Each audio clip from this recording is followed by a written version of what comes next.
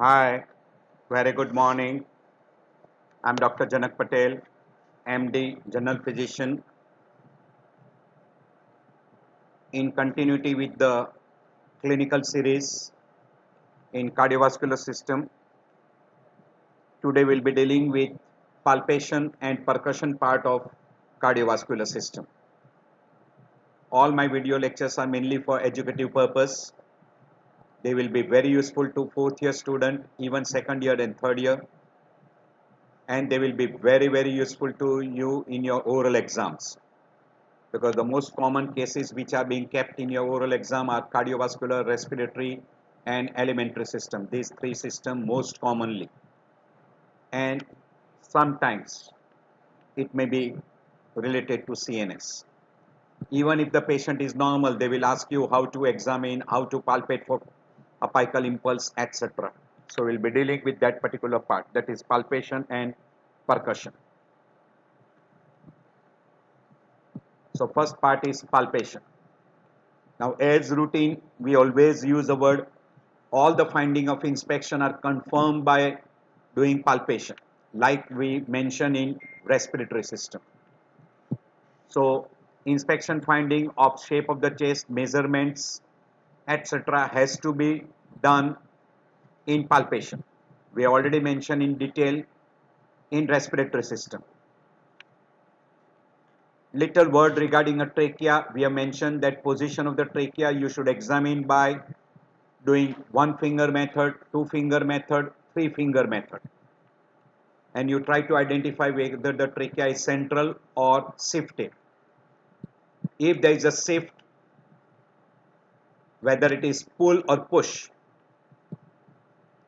so it becomes very important, and we already mentioned in inspection part. If trachea is shifted to say left side, either it is because of pull from left or push from the right. Two conditions will produce shift of mediastinum to the left side: pull from the left or push from the right, or mediastinum is shifted towards the right side in case of pull from right side and push from left side. In both this condition, it becomes little difficult to mention exactly the size of the heart,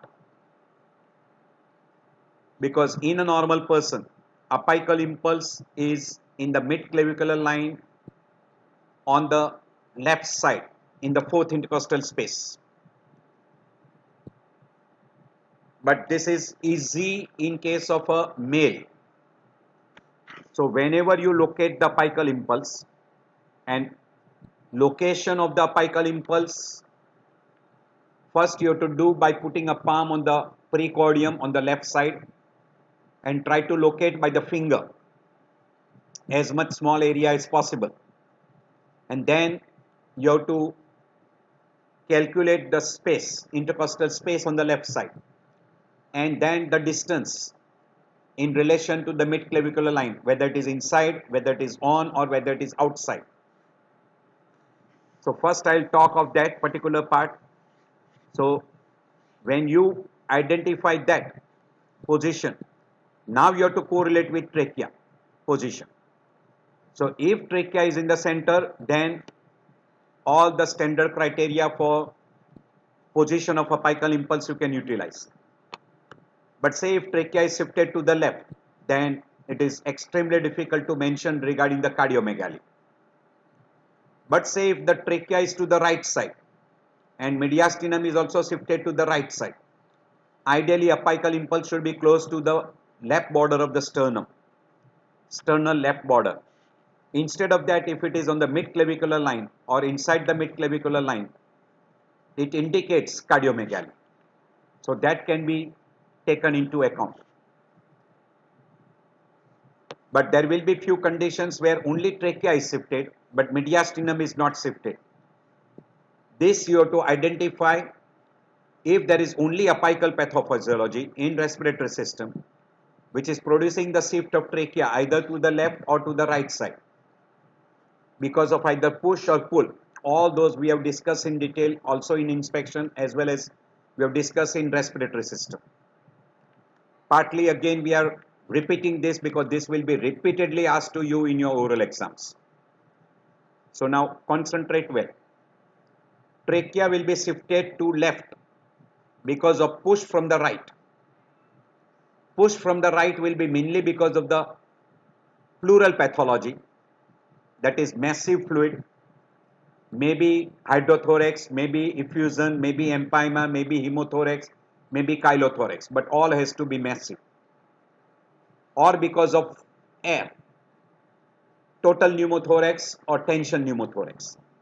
In that also, the mediastinum will be shifted to the left side if it is right side pneumothorax, or combination of air plus fluid, hydropneumothorax. But all this condition has to be a massive. And then last is mesothelioma, that is the tumor of pleura, which can produce push to the opposite side. And that will be if there is a big mesothelioma. So this will be the condition which will push the mediastinum to the left if all this pathophysiology is on the right side. As far as the lung is concerned, to push, very rare, unless there is a very big mass on the right lung, particularly bronchogenic carcinoma. But because of the pull from the left, as far as lung is concerned, massive collapse and massive lung fibrosis, which strains the lung and will pull the mediastinum to the same side, that is to the left side. And as far as the pleural pathology is concerned, severe pleural fibrosis and severe thickened pleura, that can also pull the mediastinum to the same side. Not very common, but may occur. So this will be the condition which will shift the mediastinum to the left side. And just opposite of that, if there is a pull condition from the right side or there is a push condition from the left side, will shift the mediastinum to the right. And whenever the mediastinum is shifted to the right, it will come close to the left border of the sternum, and sometime it is behind the sternum, where it becomes very difficult to locate.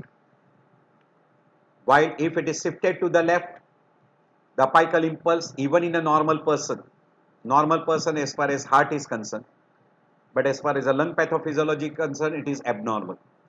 But if the mediastinum is shifted to the left, apical impulse may be outside the midclavicular line, which may be misinterpreted as a cardiomegaly. This point you have to keep it in mind. And in case of a trachea, if it is only trachea shift without the shift of mediastinum, it will be more common if there is an apical pathophysiology. And in case of an apical pathophysiology, push is mainly because of the apical tumor, we call as a apical lobe bronchogenic carcinoma, or second name we call as a Pancoast tumor, very frequently asked in your oral. So that Pancoast tumor will shift the trachea to the opposite side. As far as the pleural pathology is concerned, very rarely apical condition will push the trachea to the opposite side. But pleural pathology in apical region may pull the trachea to the same side because of thickened pleura and pleural fibrosis. And as far as lung is concerned, collapse and severe pulmonary fibrosis can pull the trachea to the same side without shift of mediastinum, and if it has to be in a apical lobe only. So do remember all this permutation combination. Now, if trachea is in the center, in normal person, apical impulse is inside the midclavicular line. If it is outside the midclavicular line, just outside the midclavicular line in a fourth or fifth intercostal space, it is RVH. If it is grossly shifted downwards and outwards, it is LVH. And if there is a massive shift, it is very common because of dilated cardiomyopathy or very huge cardiomegaly, which is again a dilated ventricle, secondary due to MR or AR, aortic regurgitation or mitral regurgitation, quite common. So those will be the two conditions where you will get a very huge cardiomegaly. We already mentioned regarding the apical impulse, which will be very difficult to locate. in inspection. When you are doing a palpation for the apical impulse, first always you try to put a palm on the precordial region on the left side. If it is not palpable, ask him to turn little towards the left side, left lateral decubitus. If still not palpable, ask him to sit and bend forward. Even after all these three position changes, if it is still not palpable, few conditions which will give you a little clue. One, obesity. Second, fat female, female with a huge breast. If apical impulse is behind the rib or behind the sternum in case of a shift of mediastinum to the right side, and in a case of a dextrocardia. This will be one condition where the apical impulse will be difficult to locate. Also in case of a respiratory condition, if there is a massive pleural effusion on the left side, massive pneumothorax on the left side, and mediastinum is grossly shifted to the right so that the apical impulse is behind the sternum. So in case of a massive push from the left, either because of fluid or because of air or combination of air and fluid, or because of a big mass in the pleural cavity, that is mesothelioma, all this condition can have apical impulse behind the sternum, and in that case the apical impulse will be very difficult to locate. And we have already mentioned in case of a dextrocardia, apical impulse will be on the right side instead of left side, which you will be able to locate on right side. So do remember all these conditions, and apical impulse will be absent in case of a dead person only.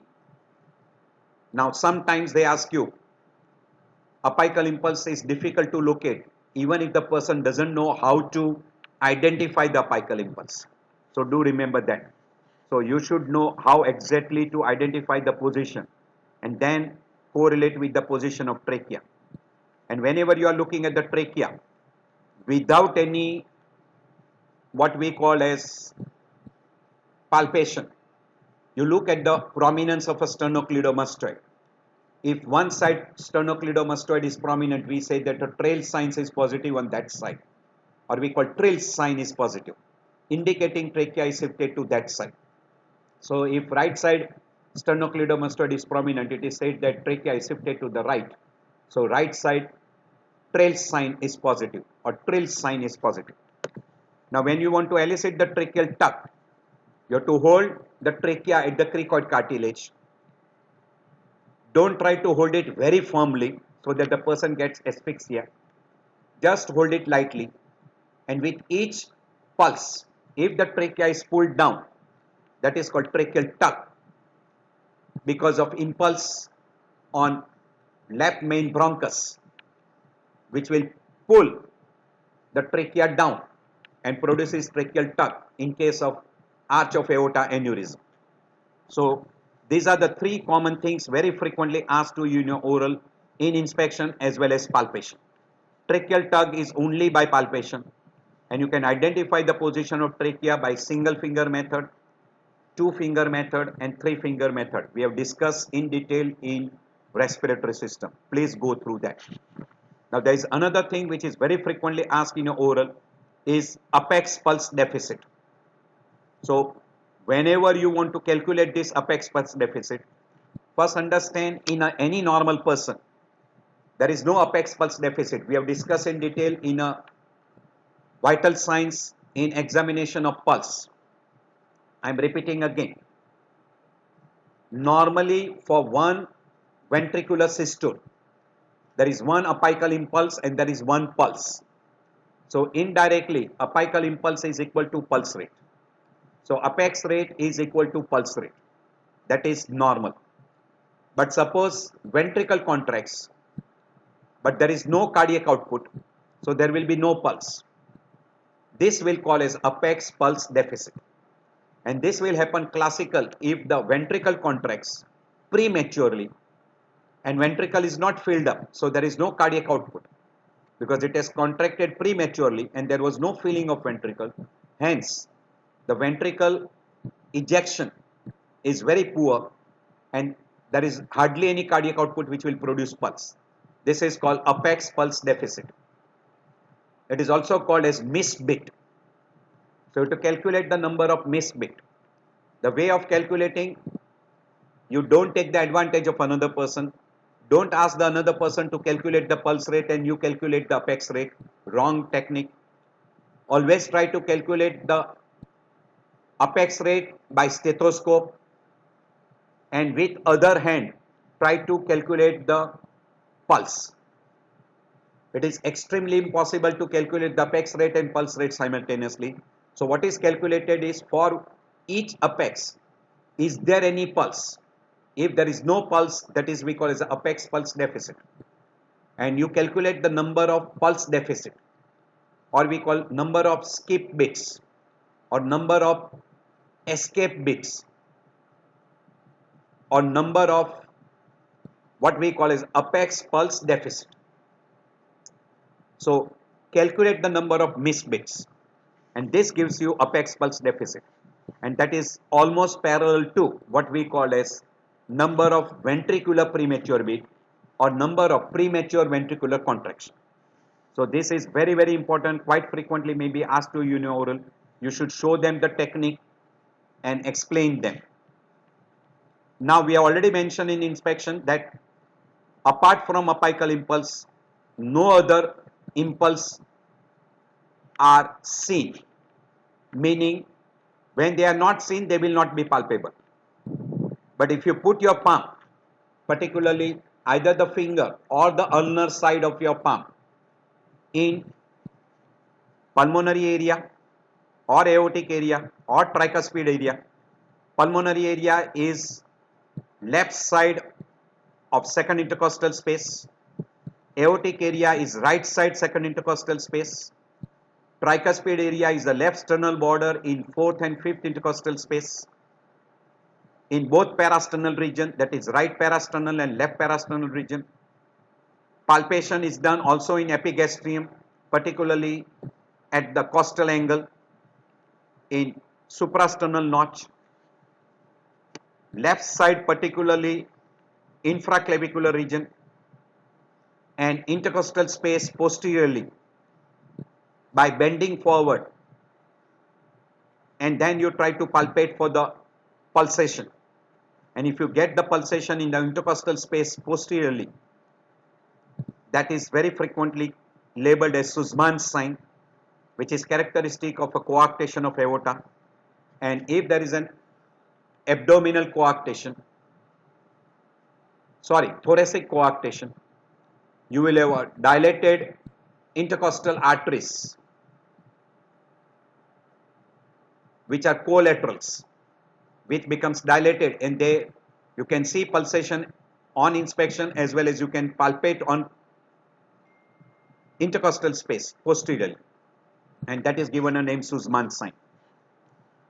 Now regarding palpable pulsation, I am mentioning in this slide only that in pulmonary area, if you get any pulsation, I have mentioned in inspection, pulmonary hypertension and pulmonary artery aneurysm, two classical conditions. In aortic area, aortic regurgitation and aortic root dilatation, or occasionally in ascending aorta aneurysm. In tricuspid area, because of huge left ventricular dilatation. So in that condition, you will be able to feel the pulsation.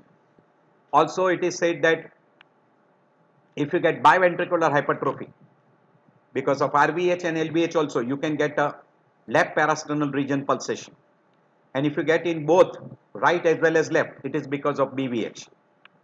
If you get pulsation in epigastrium, I mentioned already, right ventricular hypertrophy, secondary due to cor pulmonale or pulmonary hypertension, pulmonary stenosis, pulmonary regurgitation, etc. In all this condition, RVH will produce a pulsation which will be coming from the top. If you push your finger in the costal angle, you will feel the pulsation in the pulp of the finger. That is characteristic of a RVH. And if you feel the pulsation on the tip of the finger, it will be because of aorta. And in aorta, we have mentioned three conditions. One, in a normal person who is a thin-built individual, so aortic pulsation will be very easily palpable. or if there is an abdominal aortic aneurysm where you will feel expansile pulsation, not transmitted pulsation, expansile pulsation.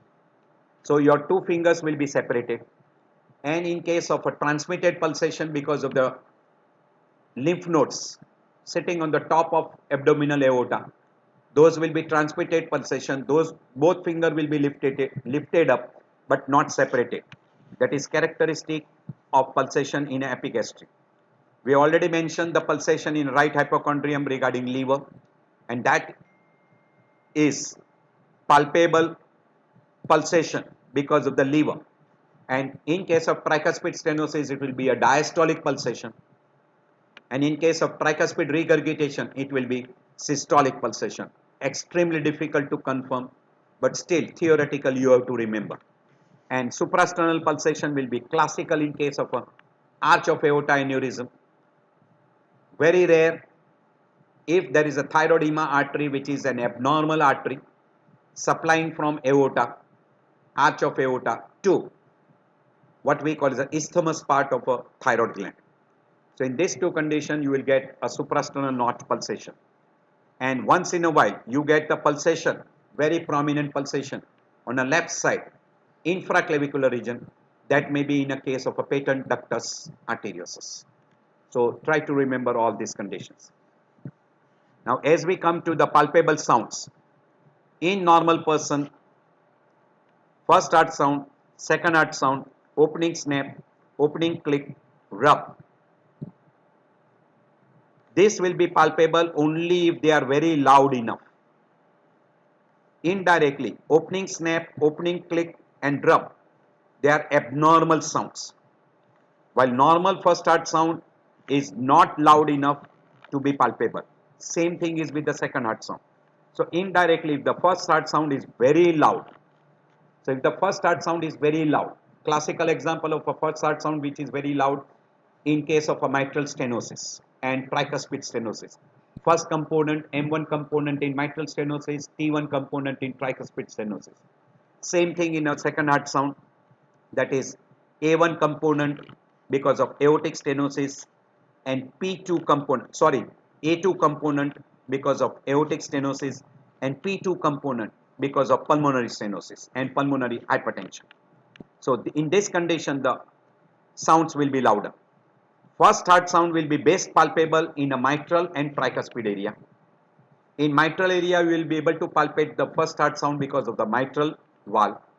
And first heart sound in a tricuspid area will be palpable because of the tricuspid pathophysiology, that is tricuspid stenosis. In pulmonary area, that is the left side of the second intercostal space, P2 will be palpable, while on the right side aortic area, A2 will be palpable. So just remember those things, very frequently asked in your oral. Opening snap will be because of the opening of the what we call as a mitral valve or tricuspid valve. And this opening snap will be just after the second heart sound, and they will be palpable in mitral area and tricuspid area because of mitral stenosis and tricuspid stenosis respectively. While opening click is because of the semilunar valve, that is aortic valve and pulmonary valve. That is opening of the aortic valve will produce opening click because of aortic stenosis, and opening click because of a pulmonary stenosis will be best palpable if it is loud enough in pulmonary area, that is the left side second intercostal space, and right side second intercostal space will be because of aortic stenosis, that is aortic opening click.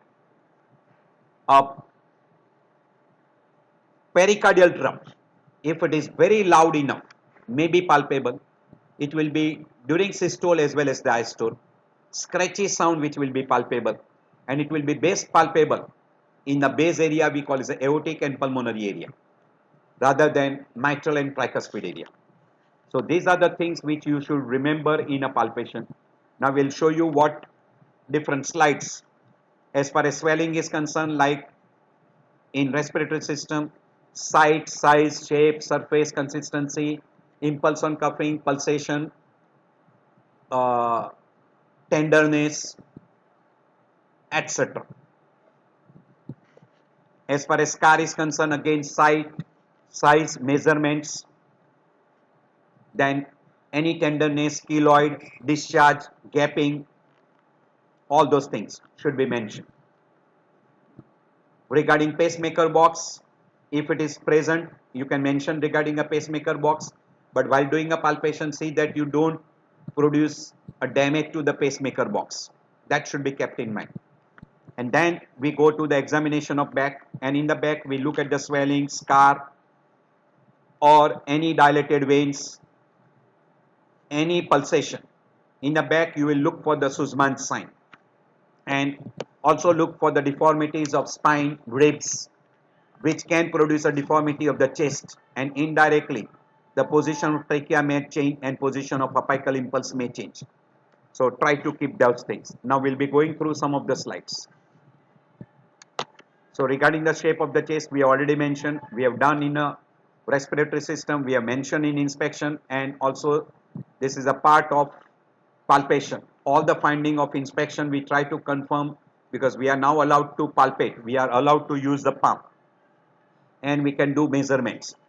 Also try to find out, is there any retraction, is there any bulging, which is symmetrical, asymmetrical, unilateral or bilateral. You can look for the chest movements by palpation. You can look for the measurements of AP and transverse diameter, and you can look for the chest expansion during inspiration as well as expiration. All this will be important because it is a part of also cardiovascular system examination. We have done all this in detail. I already mentioned regarding the position of trachea on inspection, that is trail signs and trill signs, then single finger method, two finger method, three finger method, and direct palpation. And also I mentioned all the causes of push and pull and correlate apical impulse with the position of trachea, and how to look for tracheal tug, because tracheal tug will be present in person who has got a aneurysm of ascending aorta. So this is always stand on the right side and try to examine for the position of the trachea. So that is the best way.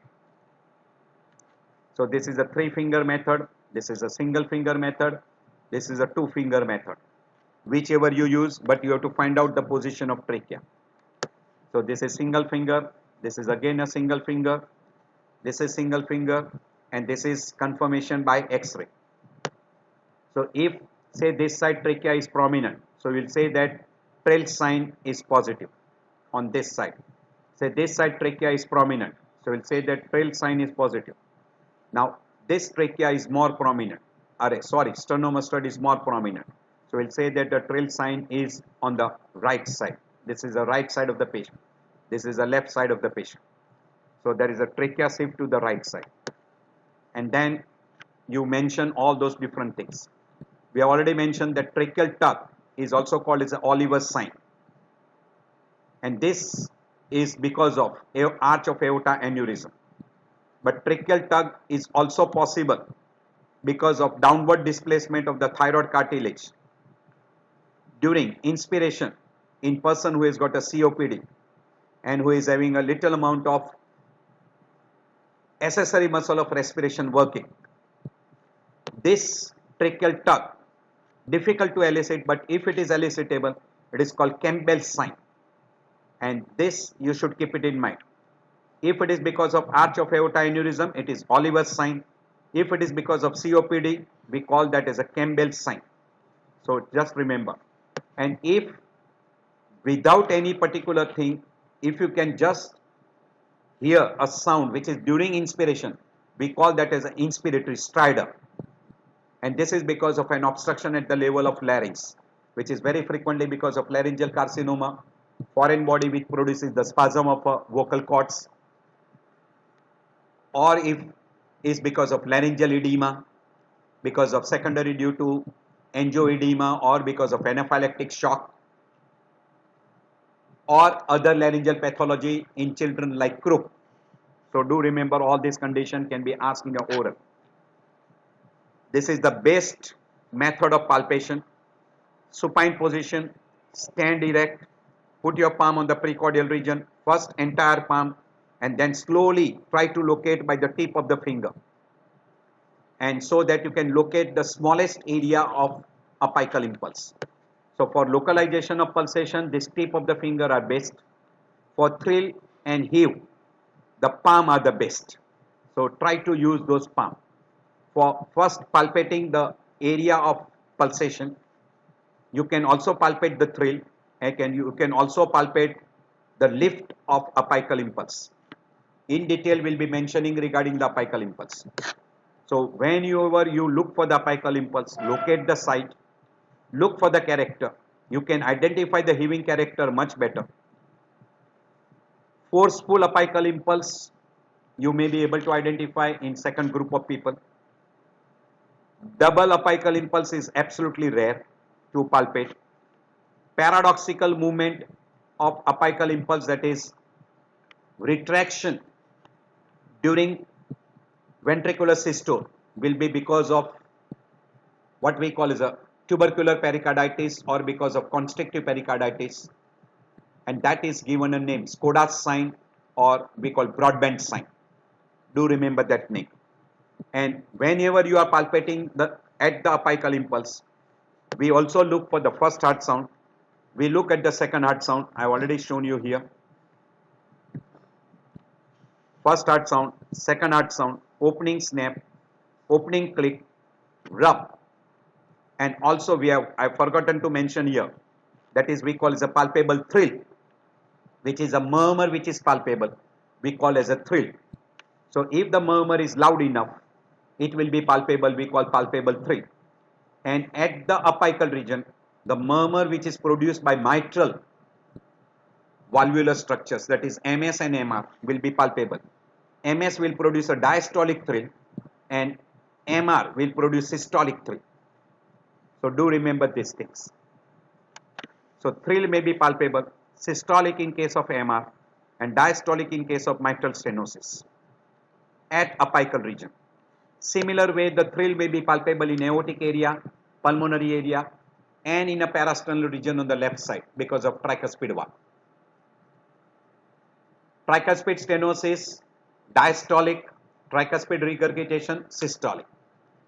Aortic regurgitation, diastolic, aortic stenosis, systolic. Pulmonary stenosis, systolic, and pulmonary regurgitation, diastolic. So remember, in aortic and pulmonary area, stenosis will produce systolic. S for stenosis, systolic. Regurgitation, diastolic. While at apical region, regurgitation is systolic and stenosis will be diastolic. So remember that way and look for palpable pulsation. And we have already mentioned, you look at the apical region, pulmonary area, aortic area, pulmonary area, tricuspid area, parasternal region, epigastrium, suprasternal notch, and intercostal space. And also, I should have mentioned, left side infraclavicular region. And you look at all this palpable sound, first heart sound, second heart sound, opening snap, opening click, rub, as well as thrill. Do look for those. There are some odd sounds also. We are not mentioning here, we'll be mentioning in auscultation. We call as a knocking sound, pericardial knock. Those are odd sounds. So location is based by palm and then try to locate by the finger.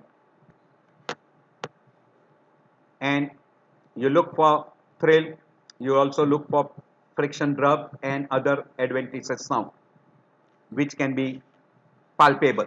Mainly when you are able to palpate the murmur, we call that as a thrill, and palpable friction rub, which is because of the pericardium, that is pericarditis. And this is first you try to palpate, then ask the person to turn to the left and then try to palpate, and then you can ask the person to sit. And this is after a palm, you have to come to the pinpoint site by finger palpation. So try to find out that. And then we mention in relation to intercostal space and in relation to the mid-clavicular line. I mentioned all these things on inspection. And always correlate with position of trachea. We have shown this slide before also, very frequently, repeatedly asked in your oral. So apical impulse will not be palpable in obesity, fat female, emphysema, if apex is behind the rib, behind the sternum, massive pericardial effusion, cardiac tamponade, severe congestive heart failure, dextrocardia, and left side condition like massive pleural effusion, pneumothorax or tension pneumothorax, and mediastinum is shifted to opposite side, and it will be absent only in case of person who is a dead person.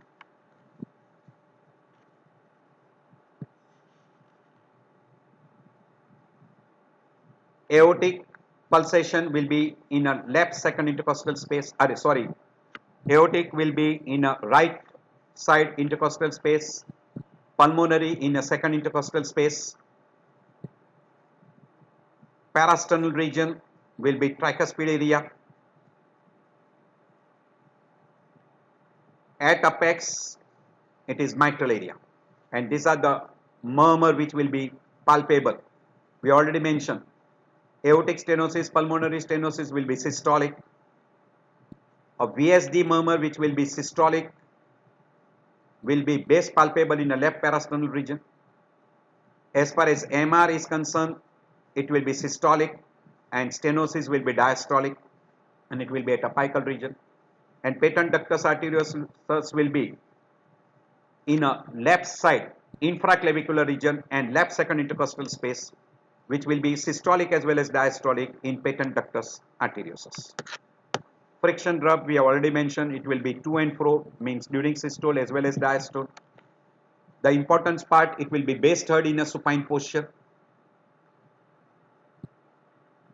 When you apply a pressure on the stethoscope, but in a sitting posture, bending forward, leaning forward, it will be better heard because the two layer will come much closer in bending forward, and in supine posture when you apply a pressure on the stethoscope, the two layer comes closer and there will be a friction, so that will be there.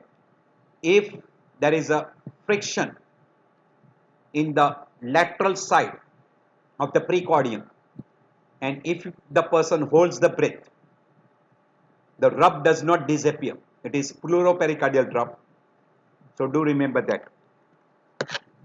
Regarding dilated veins, we have already mentioned in previous chapter, that is on inspection, also in respiratory system. Now here we are allowed to do a palpation, so we try to confirm whether it is superior vena cava or inferior vena cava obstruction, finding of superior vena cava, inferior vena cava, and direction of blood flow. Also there is the chance of subclavian vein obstruction which will produce dilated vein close to the shoulder joint, and you look for JVP whether it is normal, elevated, and if it is elevated, pulsatile or non-pulsatile. All these things we have discussed in detail in a respiratory system, as well as we have discussed in inspection part of cardiovascular system. So these are dilated veins because of superior or inferior vena cava obstruction. You can see these are dilated veins. This can be in a portal hypertension, and if you get around the umbilicus, it is called caput medusa, which is characteristic of portal hypertension. And if you get only dilated vein in a epigastric part, it is very frequently because of hepatic vein abnormality, we call it the Budd-Chiari syndrome. So these are all over the chest and abdomen. It will be either because of inferior vena cava or superior vena cava obstruction. By finding out the direction of the blood flow, you will be able to say that it is, if it is from above downwards, superior vena cava obstruction. If it is from below upwards, inferior vena cava obstruction.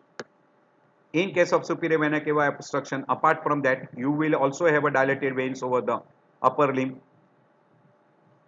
edema of upper limb, puffiness of face, edema of the neck, etc.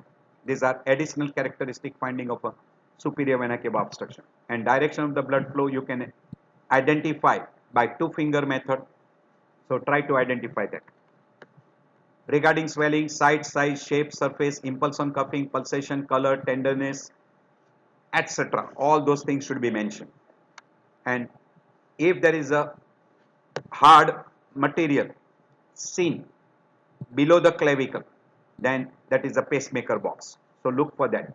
That box may be ICD box or pacemaker box or pacemaker box for CRT.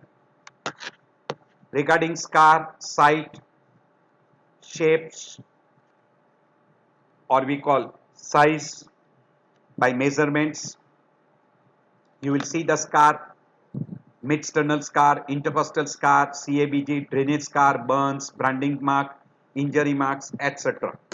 And try to identify those scars and mention regarding keloid, any what we call as bleeding, any discharge, any tenderness, etc. or sometimes wound gapping. So site, length, keloid formation, discharge, gapping, scar hernia, and look for also branding marks. This is the mid-sternal scar. This is keloid formation. You can see here these are drainage scar. This is a thoracotomy scar. This is a mid-sternal or median sternostomy. This is sternotomy scar. This is a thoracoplasty scar. This is a thoracic outlet surgery scar, etc. And then try to look for the JVP. We'll be mentioning in detail how you look for JVP and what are the interpretation. This is regarding palpation part of cardiovascular system. So I feel this will be very helpful to you. Very frequently asked in your oral exam. Very common. If you like this particular, please press button like, subscribe, and you can share with your friends. I'm very thankful for taking out time. I know that your time is valuable and appreciate this time for spending some of the time with me.